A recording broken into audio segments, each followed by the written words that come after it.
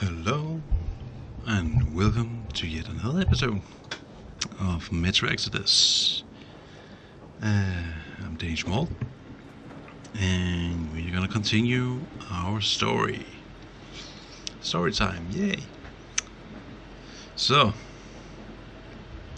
let's see what we can read. I have been thought about it a little bit. Maybe it'd be easiest for me to go through the crew first. Just to be sure that all of us, we have an idea what the characters behind the names. So we're gonna go through the crew roster first. So we have Anna at first. Oh my god, I'll probably not be reading through everything because there's a lot. There's a lot of reading to do. Right, let's start with Anna and Colonel Miller, and then we'll take the others at some other time. So, Anna, my Anna. From the very beginning, I thought I was not worthy of you. What was I? A nerdy guy from a backwater station, a dreamer hearing voices in his head, an adventure seeker. And you? The most beautiful girl in the metro, the only daughter of the legendary Colonel Miller, the best sniper of the Spartan Order. But how did you put it? There were lots of hard-boiled guys around. God, how much have we been through together? Right. I kind of like that there is still a little bit flashback to the first Metro games where we were really off in the backwater station. That was really fun. Alright, back to the reading. We had our bright days and really dark ones. Our feelings would die out and rekindle again. I even tried to leave, but couldn't go too far. You wanted a normal man, but you still accepted me as I am. You were the only one who didn't consider me mad when I spent days on the surface listening to the radio in fruitless attempts of receiving signals from the other survivors. You knew that every such sortie meant more radiation exposure for me and less chances for healthy children, should we ever have them. And you would still let me go. You didn't prohibit me from dreaming. I always felt your gaze on me. When you would come back in combat, and when I would lose my way, I was always in your field of view. I always knew that nobody could ever replace you. My personal guardian angel of death. If this is not love, what is? Anna, you wanted to believe me, and you couldn't. You tried to not pay attention to your father, and you did.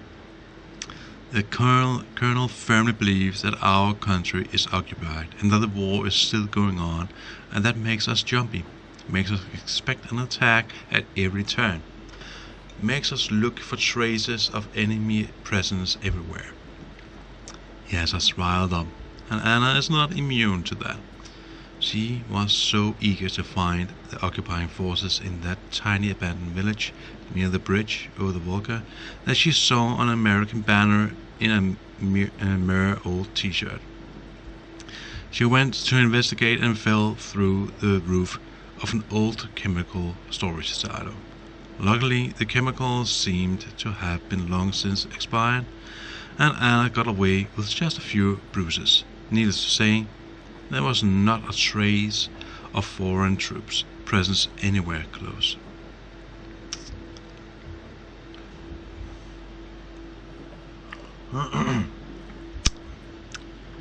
Colonel Miller, also known as Papa,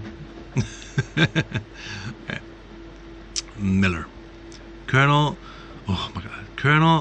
Sviatoslav Konstantinovich Milnikov, the founder and the permanent commander of Order of Sparta.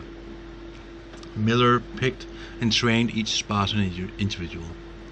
He was the only one to come to the rescue of my home station when we were under attack by the Dark Ones. He was the only one to stand between the communists and Nazis and prevent a conflict which could well spell the ultimate end of our civilization.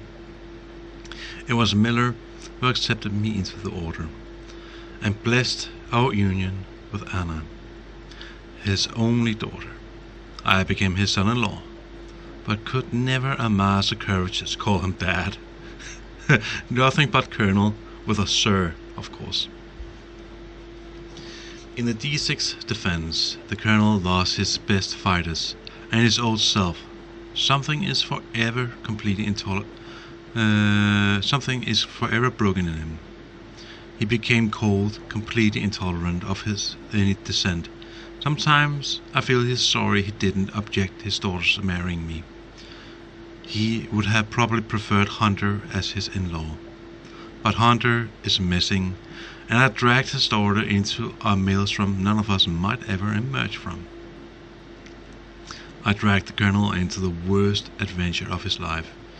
He had to commit high treason to save his daughter, with me in tow.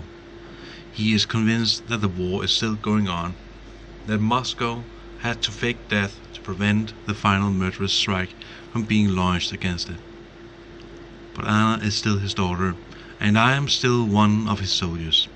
So he, in his advanced age, risks everything he has. His reputation, his position in the metro, most of his order, everything to save us too, and maybe somehow get himself out of this mess. We are going to the Yamato mountain, where the Supreme Command HQ is located. Only the true government of our destroyed country could not now pardon the Colonel for treason. Of course, if they agree to even listen to him at all. There's one problem though. It's been a few days since we left Moscow. We have yet to find a trace of occupying forces. Gonna go into the diary now and read the spring. We left Volga behind. The endless expanses of Russia stretched before us now. The bridge dwellers had finally decided to believe that we were not demons, and let us pass. Anna was right. We invaded their world, and it is not up to us to destroy it. No matter how stupid it may seem, electricity is a sin. Is that really worse than the lies we were told in the metro? About how the whole world was dead, and there was nowhere to go. Everybody in the tunnels bought that convenient lie. Once we reach Yamato, we will, at least, know if that lie was justified. Since so far we haven't met any signs of enemy occupation. And then we have the new world. Oh my god. It doesn't look that bad. Let's go. Bandits. With no state and its laws, with no pockets of civilization which the new civic society could crystallize around, with no hope of ever going back to normal life, should one be surprised with the rise of anarchy and its consequences? Bandits constructing their rudimentary societies around the basest aspects of the human nature, even in the tunnels of Moscow metro, where every meter has been divided between the quasi-states, attempting to uphold some of the semblance of order on the turf. The gangs flourishes. What could one expect from the world of surface, where there is simply nobody and nothing to stand up to them? On the banks of Volga there seem to be a great many bandit gangs. They have somehow agreed on the division or sphere of influence and are more or less happily coexisting, robbing the few remaining or newly founded in the less populated regions peaceful survivor settlements, and selling the denizens as slaves on the markets of the south. Fanatics. The worship of a giant mutant catfish, intense hatred towards the technology and outsiders, coupled with intense suppression of all individuality and independent thought within the community. What else could one reasonably expect from a mix of primitive mysticism with classic religion, seeped with good old founders' cult of personality? I must give the fanatics their due. Though by banding together they managed to survive in this wild world, settling a bridge and turning it into a veritable fortress which we had no choice but to take seriously. The best fighters, the lightning fighters, can fight back against the electric anomalies and even gangs of bandits, compensating for the lack in the training by strong motivation rooted in the fanaticism. I don't remember that we met any lightning fighters, but we have heard about them. If we remember, it's those who used lightning rods to repel the electric anomalies. But yeah, interesting. Exhibition. Ooh, okay. Exhibition. Something written in Russian here. Let me see if I can read this. I'm gonna butcher it. I'm a Vidikin. I'm not sure if I'm saying that correctly. Maybe it's just a VDNKH. Maybe that's just, yeah.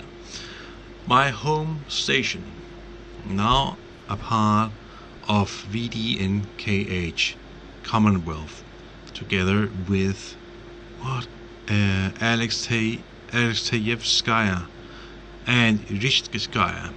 Living there has been an uneven ride, but I still have fond memories of the time. Even though Anna, my wife, would disagree, she positively hated it there, having traded the position of the order's best sniper for everyday chores of a regular mushroom farmer. Wait, so they lived in exhibition? We dragged Anna to exhibition and lived there? Ha, that is interesting. Man, that is interesting. Exhibition is where the first game starts from. Hey, Hansa. That's a bit more here. The most powerful faction of the Metro, this commonwealth of the stations of the Ring Line. The soldiers in Hansa's employ enjoy the best pay and equipment, and thus are highly motivated to train and perform the duties exceptionally well, making up in proficiency and skill for what they may lack in numerous numbers. The only force to be objectively better than Hanseatic troops in terms of professionalism and training is a Spartan order, which yours truly is honored to be a member of. As far as I was able to surmise from the colonel's reluctant confessions, Hansa is the vehicle of the invisible watchers, the real government of Moscow, controlling all the factions from the shadows. They clearly have too much power to just live and let live, and thus engage in some shady business, including the SHIELD project, designed to keep Moscow under the impenetrable blanket of radar jamming to prevent further nuclear strikes against the capital. The project itself would be a benevolent initiative, even if quite misguided, had it not been connected with the mass murder of people coming into or trying to leave Moscow, as well as anyone and everyone learning anything about it. Anna and I were captured by the patrol after we saw the Aurora entering the city perimeter, and just for that terrible crime, I was put to the gun. Anna's agony at the moment is something I will not forgive them for as long as I live. Dun dun dun. Okay, oh man, there's still so fucking much to read on. Yeah, I'm gonna, I'll probably read only a few things. Hold on. Let me see, where is... Alright. Let's see... let's take one creature, and... we can go through a few of the equipments, because they do not... there's not much written there. But yeah, we can really, holy shit, that's so much. Okay, 1 creature, 2 equipments, 2 weapons. Let's say that. Okay, 1 creature. We're gonna start from the top. The Watchman. These annoying beasts hunt in the packs, and if you see one, you better dispose of it immediately. Otherwise, it might howl and call in the rest of the pack, and it will howl as soon as it sees you. Okay, that was a very short one. Let's take the demons then. These giant flying mutants comfortably occupying the position of the apex predators in the food chain of the poisoned wasteland, stretching above the tunnels of Moscow Metro, have, thanks to their enormous physical strength, speed, and aggressive demeanor, successfully settled a huge territory. That is hardly surprising, as there are very few animals capable of ever facing a demon. Those that could fight it one-on-one and win are even fewer and further between, while a demon can easily fly away from any of them.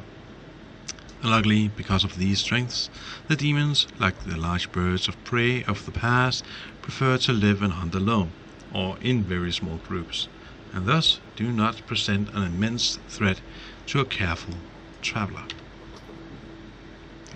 Equipment. Gas mask. Gas mask was vital in the Moscow, and you couldn't even hope to go outside without one, and it often came in handy even in the tunnels. Think of the mushroom fields, especially when the fresh fertilizer was being piled in. I had hoped I'd be able to get rid of it on the surface, but it looks like that was just a pipe dream. There are lots of places here where this stuffy thing becomes a necessity. Charger. My tried and true manual crank charger, made from a scooter alternator, a stabilizer, a transformer, a battery, and a metal shears. How often do I have to listen to it while waiting for the flashlight to come back to life? Frankly speaking, I'd love to cut down on the times I have to keep squeezing it, but 20 years after the Judgment Day, decent rechargeable batteries are kinda hard to come by, so we all have to use the restored and re-restored ones, and these hold charge just a little better than a bottomless bucket holds water. Besides, this little charger can, in times of emergency, power things much larger than a flashlight or a night sight. Since it can generate some decent power, it usually takes quite a lot of cranking to do that, though. Okay. And the weapons. Let's just take. Oh my god. Okay, we're just gonna read the Kalashnikov. There's a lot of text here, and then we're gonna go get out of this general thing. Despite the venerable age of this weapon, which before the Judgment Day had played a considerable part in the hundreds of conflicts all over the world, its unparalleled reliability and considerable firepower makes it a prized possession in the tunnels of the metro, and of course on the surface. A standard Kalash is simply a solid assault rifle with all its characteristics, pros and cons. Thanks to the talent of Sparta's gunsmiths and the Tukharev personally, the model our order fields can accommodate a huge variety of upgrades, from extended magazines to various sizes.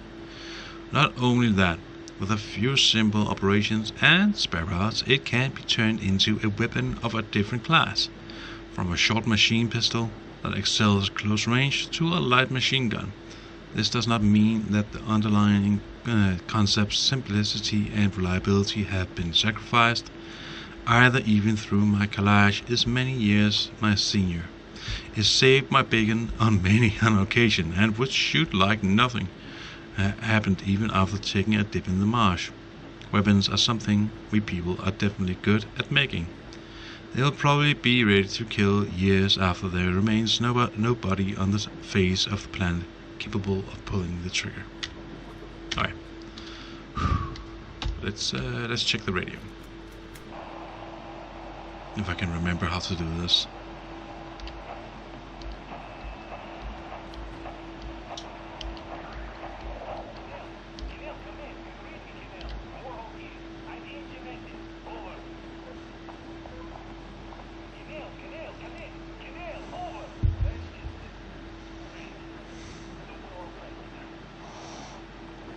Okay. Someone tried to get something on the someone on the radio. Okay.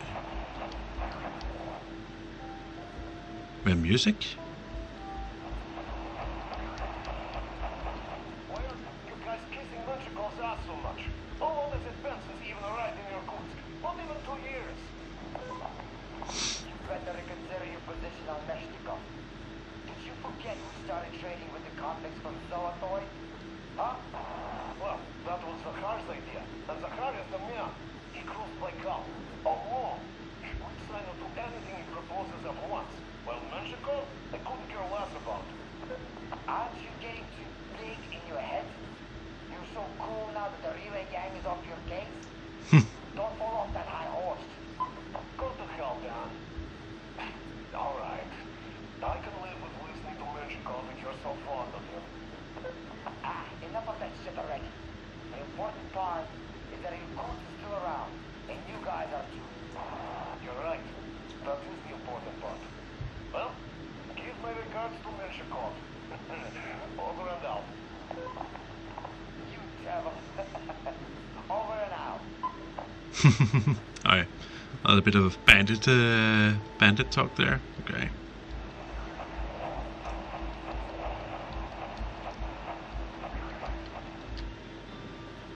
Another music. Ooh, this is a nice place to. I think we're gonna leave that afterwards. Let's see if we can catch a bit more lore.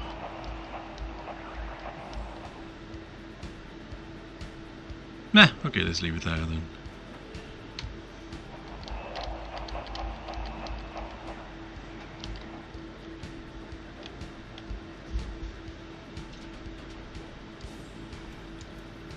There we go. And yeah, let's A. Alright. How long have you been on the road for? I've been listening to the radio too. And there was not a single transmission about any occupying force. There's so much regular chatter. So many stories. Dad says all those are coded transmissions, that they all have hidden meaning, but Right. why would they be so secretive? Why aren't they using this railroad? Why don't they at least control its key junctions? Why did they not install any roadblocks? If they are even out here. This is the main transport artery, after all. Maybe they are not here at all. Maybe they never came here, or they are already gone. Though, where to? Remember? Neither Katya nor Christ have ever met them. Though we seem to be doing just fine even without them. It's like Middle Ages. That Silentius is treating people like slaves, getting them killed.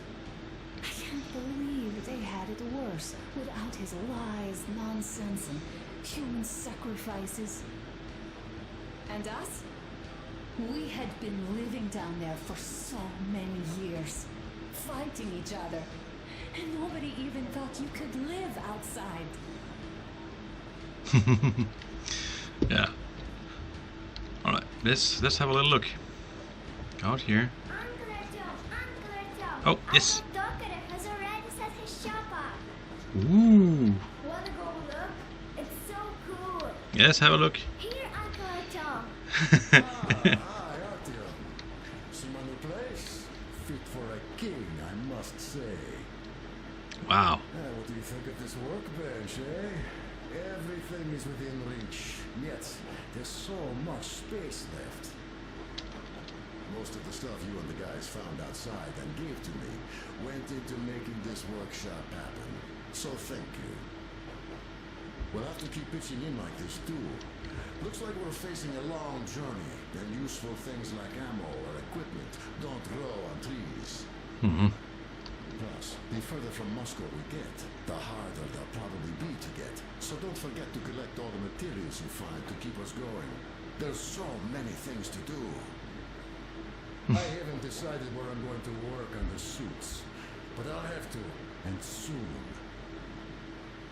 And it's high time we fixed our uniforms. Some of our people are starting to look pretty ragged, you know. Our Duke's plate carrier won't hold the back plate anymore, and he jokes that he's lucky it's not the front one, or else his doors would be in danger. Regardless, I am turning this little gang back into a real army. Well, that's it. I bragged enough and won't waste any more of your time. The Colonel summoned you. Well, I have stuff to do too. You guys are fast to break gear, but none too expedient to fix it. He's just... Uncle Talkative. What would you like to ask, Nastya? Aww. Uncle Talkative, do you have a sewing machine? No, I don't. I saw one. We saw a sewing machine. But how are you going to fix the suits then? Well, like everyone else, I take a thread and a needle, and I use a sail stitch. Wow, cool. Can you teach me? I sure can, but later. I got work to do. Will you let me fix Sam's rifle strap? Well, sure thing. Oh, but under supervision. Sam is so strict, you know. Hurrah! And Uncle Sam isn't strict at all. He's kind. Aww. Alright, look here. I'll show you once. Oh, this is so cool. This is so wholesome. I see. Don't rush it here. He's teaching. Got that. He's teaching her how to fix stuff. Now, this way. I see. Don't rush it here. Got that. Aw. And Teddy is here as well. We saved Teddy. Nice. Oh, yes. Talking about Teddy. Okay. Aw. I love that she has just adopted us all as her uncles. It's amazing. Is there anything new we can do in here?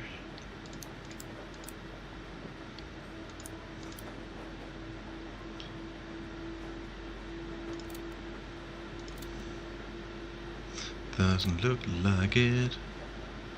I think we can. Oh, we have a lot of stuff here. Let's fix us another heating pot. Let's make us some more gas masks.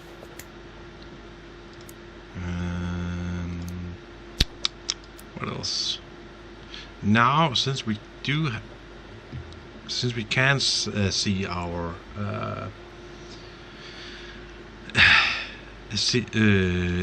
how we can change the different throwing things, I would say we might as well make 2 throwing knives. Never know when they'll be handy. Yeah. Oh, and tap for close. Alright, yay. Moving on. Hey Crest, how are you doing? A smoke break. That's good. Yeah, sure. Can we... Yeah, let's smoke. That's fine. Oh, this is one mean smoke. I love this. Yeah, this is rough.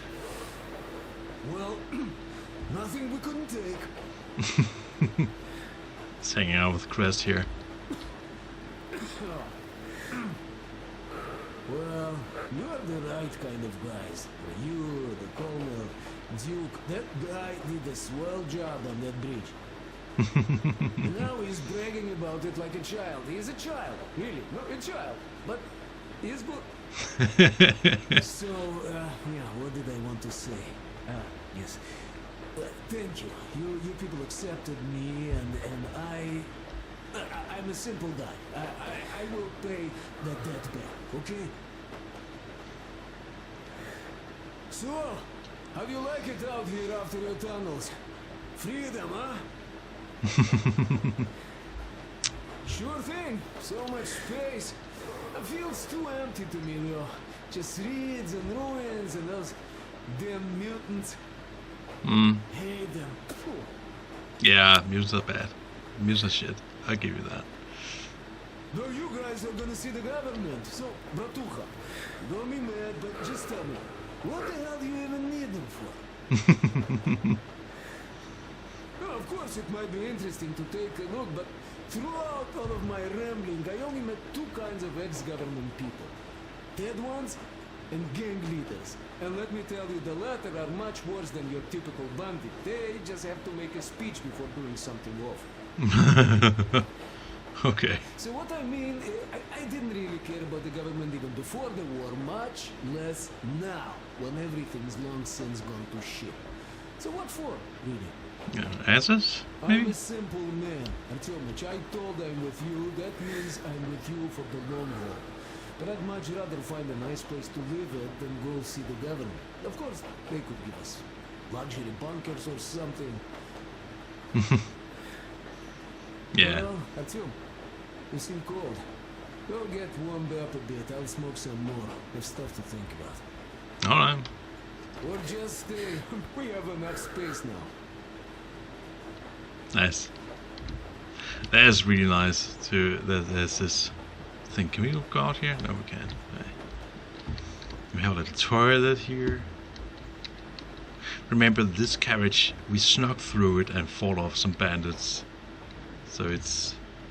Oh, and this is a weapon rack. This is where we're gonna have all our weapons exchanged. That's so nice. Cool. I mean, we'll probably at some point end up going for a having a shotgun along with our other weapons. But we'll figure it out. What's this? What's this? Oh, that is yeah. Right, they have all these collectible things just like in the other games. I am, as you can see, I am missing out on a lot, but I am doing a full read-up on these things, just as I have done for the other games. So you can look out for that video at some point, where I will go to get all the collectibles and then read up from them. But yeah, we'll find out. Until then, let's have a little look. Who lives in here? Oh, we cannot walk in? Okay. Interesting. My guess is this is Colonel Miller who lives in here. Along with someone else, because there's two beds. Interesting. And here there's 4 beds. Okay. And that must be some of the guys. Ooh. Artyom, come on in and have a seat. Stepan's putting on a live performance here. Aww. So, Artyom, are you up for a jam? Come on, pick the guitar up. Okay, sure. Well, the maestro is about to impress you. Alright.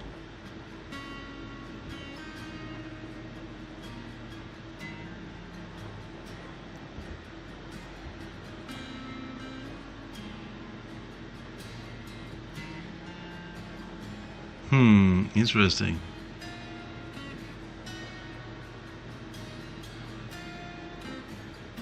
The hand grips is actually very close to, yeah, those are guitar grips.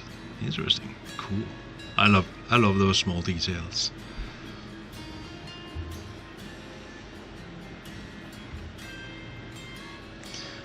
Wow, that is a very fine gun she has. Looks amazing.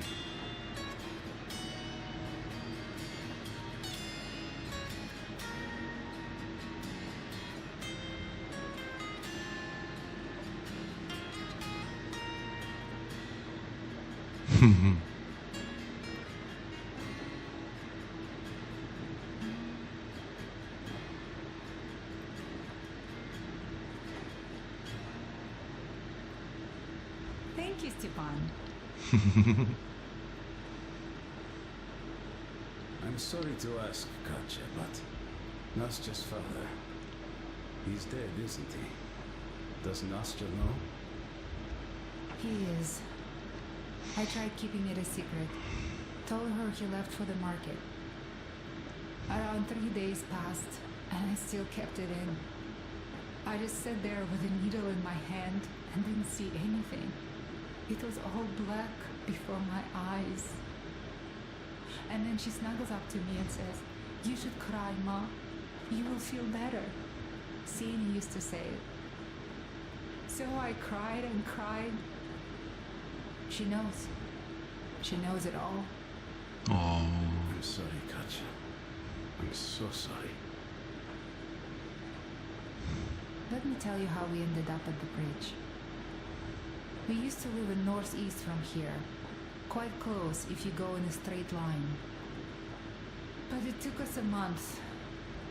Everything's bomb terrible out there. Yermak asked me and I told him. Sini used to say there were lots of military factories out there. Not just military, of course. General industry. And now you can't pass through there even with filters. The radiation is so high. No railway either, just crater upon crater. We were quite far, but our counter still went crazy. One route appeared intact. There was nothing to bomb. So we used that one, thinking we'd get further to the west, but of course they did not let us cross the bridge with the diesel. They said it was satanic. They were ready to let us stay if we gave them the diesel to cleanse it. So we stayed. And then we couldn't leave, even if we wanted. That old goat, Father Silentius, brainwashed everyone, so they would just pray and bow non-stop. They broke our diesel down with their bare hands and threw it into the river. Purification. And on top of it, they gave us trouble for not helping them. Ksenia went to check what was going on, and there were only locals there, because Silentius at the Skatina had sent our people away to test them. He said that if they wanted to be truly accepted, they had to defeat a demon. Ksenia went to stop them. But it was too late. He only found burnt rags. oh man. And then they sent him to do the same. He never came back. Katja, I'm sorry. I didn't know. Well, you really didn't. What's done is done. It kind of got so glum in here. Perhaps you, Stepan, could play us something. Sure thing.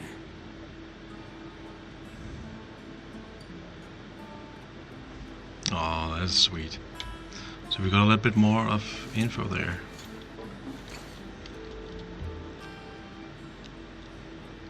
So this is basically essentially what's happening between the chapters now. And we get to get some more information on people while we walk around. Well, what did you expect? So, what's up with your plate carrier? Tokarev was mad. It's a long story. Come on, out with you. Well, there I am, sitting on a beam, looking at that Tom milling about below. Oh, you are so full of it. Tom did most of the work. Thank you. That you did, yeah, he did. But you don't have to interrupt my lies. You asked me about the Vest yourselves. All right, go on. So I see Artyom get to the door, and I think it's time I came down. So I do. But something just holds on to me. What does? How should I know? It's dark, nobody around, but I can't move. And those locals kept going on about Tsar something. So I thought I was in a kind of a bind. So I just unfastened the safety and leapt down. There was that shed down there. The roof was kind of close. And what about the Tsar? Oh, blue, the Tsar was huge, scary as shit. And there was this rusty bolt, and my carrier got snagged on it. Well, you, Duke, are lucky you already have a nickname. Boys. That's hilarious. And what was next?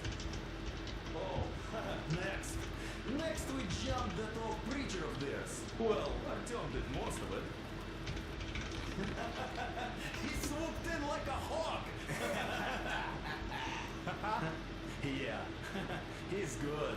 While I was clamoring about those beams and fighting that side. Oh, I'm killing myself. Well, he basically solved the whole problem. Oh, poor Duke. True You that. did good, man. Good job, Artyom. Yeah, you both did well. Crest also. Sure. He did a swell job distracting those guards. I almost wet my pants with laughter when they started hauling that timber. He's an artist. Yeah, he's a great guy. You all came out on top of the game. And that calls for what? A drink. You nailed it. You truly are one of us now, Sam. Will you be joining us? Nah, not now. I'll have some at dinner. Well, you'll have to catch up then. Sure thing. Anyways, we will just have a little as a warm-up now. Right, cheers. Great! That's some good stuff. What are we drinking? Hey guys, there's something I've been thinking about. What does everyone expect of this trip? Personally, I want to come back and tell Sveta of my adventures.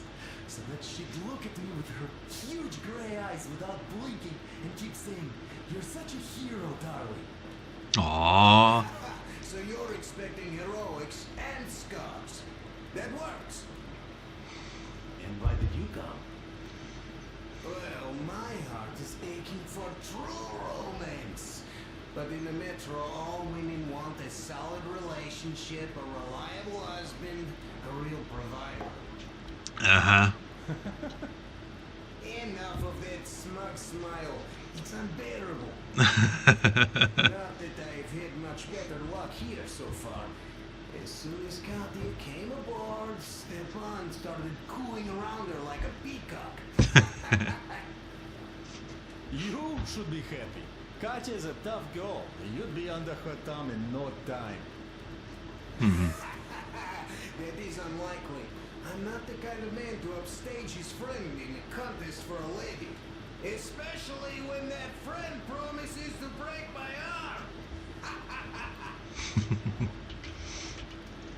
Yeah, cheers. Let's sip some more of this.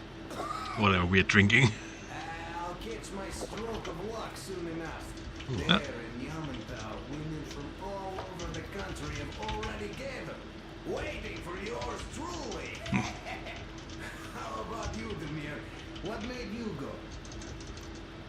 Well, at first I just went along with you guys, the colonel, but even then I thought, this is my chance to make my dream come true. A chance to see Kazakhstan, my people. But first, we must come back to Moscow, because it isn't fair. People must know that they've put up with enough. They are free. They can live outside now. What do you think about that, idiot? I'm with you, Demir. Yet, freedom is not so simple. There was this freedom fighter, Che Guevara. He died under 40. Comrade Mao, whose book you've been perusing on the other hand, was a strict ruler but lived a long life. Well, we should have expected that from you. Weird thing, though, is that you are called idiot. I know. It's by his own choice. Because he's so fond of Chekhov. Chekhov too, of course. But it's Dostoevsky for the most part, Sam, my friend. Sure, I read the book too. It's just that I mix him up a lot. Chekhov wrote about that son of Austerlitz, a wounded officer. Powerful imagery. You are just killing me. How about you, Uncle Sam? Got dreams? You know, I just want to ride my board again. Spark a joint up on a beach. And catch that wave. Deep inside, under a grizzled metro dweller, there's still a relaxed Californian inside me. Ah, get out of here. So, you know, before Dad talked me into joining the Corps, I used to wear my hair long. He told me they'd make a decent citizen out of the total disappointment that I was, and sent me to college once I was discharged. I joined, and they sent me to the Middle East. Wow, so do you hope your guys would pick you up? I don't see them around. Yeah, I don't hold my breath for my guys. Once this mission's over, I'll submit my discharge papers. I'll reach the ocean, and there, find a ship maybe? Oh yeah, just imagine it. You arrive on that ship and they go like, "Ah, the Russians are coming!" You are one of us now. You don't really need to go anywhere. At least don't put your Ushanka on. They will sink you on sight. I won't, though I will take my balalaika with me. Well, who has any expectations for our reception at Yamantau? Well, your expectations, Elias, are quite obvious, huh? Scantily clad junior officer ladies unrolling the red carpet. Yeah, I'm a simple guy. How about you guys? Well, I hope they will answer a few questions. For example, if there is not a single American within hundreds of miles from Moscow, save for our friend Samuel here, why stay on the ground? I'd put it a bit differently. Did you, dearest High Command gentlemen, know that we in Moscow had to spend 20 years on the ground? Huh, by all means, you can ask those while I'm enjoying my briefing with the junior officer ladies, huh? I don't know. I'm in the mood for a road trip. Oh, we got ourselves a true traveler here. Yeah, we will have to live and see. You are right. All right. Whew.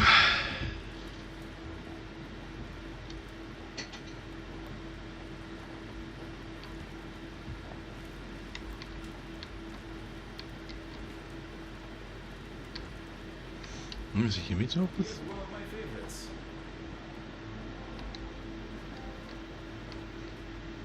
Oh, Duke. If Duke left a woman behind,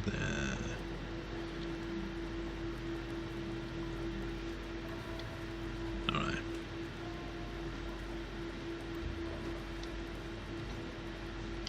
Even have a piano. Where the heck did we get a piano from? What?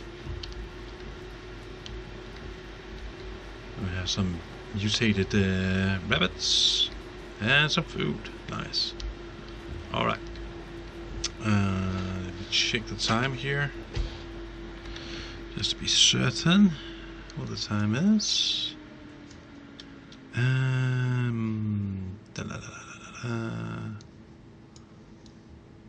Okay.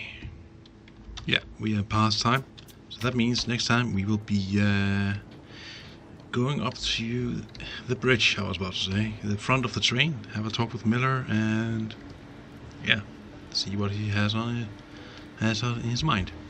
So until then, I will. My name is Dave Moll, and I hope you guys have enjoyed the journey until now. It will continue on, and if you like what I do, make sure to like and subscribe, and have a good time. Take care, guys. Bye.